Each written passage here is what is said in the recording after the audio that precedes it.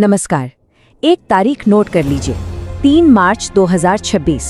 इस दिन आसमान में साल का पहला पूर्ण चंद्र ग्रहण लगने जा रहा है। अब यह सिर्फ एक खगोलीय घटना नहीं है, बल्कि इसका विज्ञान और हमारी मान्यताओं दोनों में बहुत गहरा महत्व है। तो चलिए आज इसी के हर पहलू को एक एक करके समझते हैं। जब ये पूर्ण चंद्र ग्रहण होगा तो ये एक ब्लड मून जैसा दिखेगा। अब इसका एक बहुत सीधा सा वैज्ञानिक कारण है। होता क्या है कि जब चंद्रमा ठीक पृथ्वी की घनी छाया के पीछे आ जाता है तो सूरज की रोशनी सीधे उस तक नहीं पहुंच पाती। वो हमारे वायुमंडल से छनकर या फिल्टर होकर जाती है। इस प्रोसेस में नीले और हरे रंग तो बिखर जाते हैं और सिर्फ लाल रंग की रोशनी ही चांद की सतह तक पहुंचती है। इसी वजह से वो हमें तांबे जैसा लाल दिखाई देता है, जो वाकई में एक अद्भुत नज़ारा होता है। खैर, ये तो हुई विज्ञान की बात। अब ज्योतिष शास्त्र के नजरिए से देखें तो इस ग्रहण का एक खास महत्व बताया गया है। ऐसी मान्यता है कि जब भी कोई बड़ी खगोलीय घटना होती है तो उसका असर हमारे जीवन पर भी पड़ता है। तो आइए देखते हैं कि ग्रहों और नक्षत्रों के हिसाब से ये ग्रहण क्यों खास है। ज्योतिषीय गणनाओं के मुताबिक ये ग्रहण सिंह राशि और पूर्वा फाल्गुनी नक्षत्र में लग रहा है, और मान्यताओं के अनुसार जब किसी खास राशि और नक्षत्र में कोई ऐसी घटना होती है तो उसका असर अलग अलग राशियों के लोगों पर अलग अलग तरीके से पड़ता है। तो चलिए अब वापस विज्ञान पर आते हैं और ये समझते हैं कि ये पूरी खगोलीय घटना असल में होगी कैसे और किस समय पर। इसका एक पूरा सीक्वेंस है जिसे बारीकी से समझना जरूरी है। ग्रहण एक झटके में नहीं होता, इसके कई चरण होते हैं। भारतीय समय के हिसाब से देखें तो दोपहर 2:16 पर चंद्रमा पृथ्वी की हल्की सी बाहरी छाया, जिसे उपछाया कहते हैं, उसमें दाखिल होगा। लेकिन असली असर दिखना शुरू होगा 3:21 पर, जब वो पृथ्वी की गहरी भीतरी छाया यानी प्रच्छाया में जाना शुरू करेगा। यहीं से ग्रहण का मुख्य भाग शुरू होता है। शाम 5:04 पर ये अपने चरम पर होगा और फिर धीरे धीरे रात 7:52 तक ये पृथ्वी की छाया से पूरी तरह बाहर निकल जाएगा। इस ग्रहण का जो मुख्य चरण है, मतलब जब चांद पृथ्वी की गहरी छाया में रहेगा, वो पूरा समय है 3 घंटे 25 मिनट और 17 सेकंड का। ये काफी लंबा समय है जो इस घटना को और भी खास बना देता है। लेकिन असली सवाल ये है कि भारत में ये ग्रहण दिखेगा या नहीं, और अगर दिखेगा तो कब और कैसा दिखेगा, क्योंकि हर खगोलीय घटना दुनिया के हर हिस्से से एक जैसी नहीं दिखती।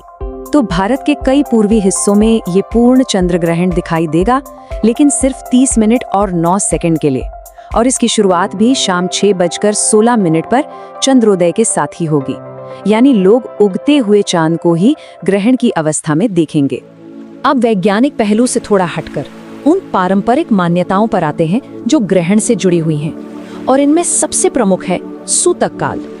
देखिए, सूतक काल वो समय होता है जिसे हिंदू परंपरा में ग्रहण से पहले और उसके दौरान थोड़ा अशुद्ध माना जाता है, और चंद्र ग्रहण के मामले में ये अवधि ग्रहण शुरू होने से ठीक 9 घंटे पहले शुरू हो जाती है। ये जो तुलना है ये काफी दिलचस्प है। जहां एक तरफ भारत में ग्रहण सिर्फ आधे घंटे के लिए दिखेगा, वहीं सूतक काल सुबह 9:30 पर ही शुरू हो जाएगा और 9 घंटे से भी ज्यादा वक्त तक चलेगा। यही वजह है कि भले ही ग्रहण कुछ ही देर के लिए दिखे, लेकिन सूतक से जुड़े नियम पूरे देश में मान्य होंगे। सूतक के दौरान कुछ खास नियमों को मानने की परंपरा है, जैसे मंदिरों के दरवाजे बंद कर दिए जाते हैं, पूजा पाठ और मूर्तियों को छूने की मनाही होती है, यहाँ तक कि खाना पकाने और खाने से भी परहेज किया जाता है। हाँ, लेकिन बच्चों, बुजुर्गों और जो लोग बीमार हैं, उन्हें इन नियमों से छूट दी गई है। इस चंद्र ग्रहण में सिर्फ विज्ञान और आस्था का ही संगम नहीं है, बल्कि इस बार एक ऐसा संयोग बन रहा है जो इसे ज्योतिष और संस्कृति दोनों ही नजरियों से और भी खास और दुर्लभ बना देता है। तो आखिर क्या है वो दुर्लभ संयोग जो इस ग्रहण को इतना अनूठा बना रहा है? वो खास बात ये है कि ये ग्रहण ठीक उसी दिन पड़ रहा है जिस दिन होलाष्टक का आखिरी दिन है और होलिका दहन का पर्व भी है। अब देखिए, शास्त्रों के अनुसार सूतक काल में कोई भी शुभ या मांगलिक काम नहीं किया जाता, और इस संयोग ने इस दिन के पारंपरिक महत्व को और भी गहरा कर दिया है। तो ऐसे में जब विज्ञान, आस्था और त्योहार सब एक साथ आ जाएं, तो पारंपरिक मान्यताओं के हिसाब से क्या करना सही रहता है और किन चीजों से बचना चाहिए? मान्यताओं के अनुसार सूतक काल शुरू होने से लेकर ग्रहण खत्म होने तक पूजा पाठ या मूर्ति को छूने से बचना चाहिए। पहले से बना हुआ खाना भी ग्रहण के दौरान खाने की मनाही होती है। और एक खास सलाह गर्भवती महिलाओं के लिए होती है कि वो नुकीली चीजों जैसे चाकू या सुई का इस्तेमाल ना करें। वहीं दूसरी तरफ कुछ काम करने की सलाह भी दी जाती है, जैसे ग्रहण के समय ओम नमः शिवाय या महामृत्युंजय जैसे मंत्रों का जाप करना अच्छा माना जाता है। ग्रहण जब खत्म हो जाए तो स्नान करके सफेद चीजों का दान करना शुभ होता है और घर में गंगा जल छिड़क कर शुद्धि की जाती है।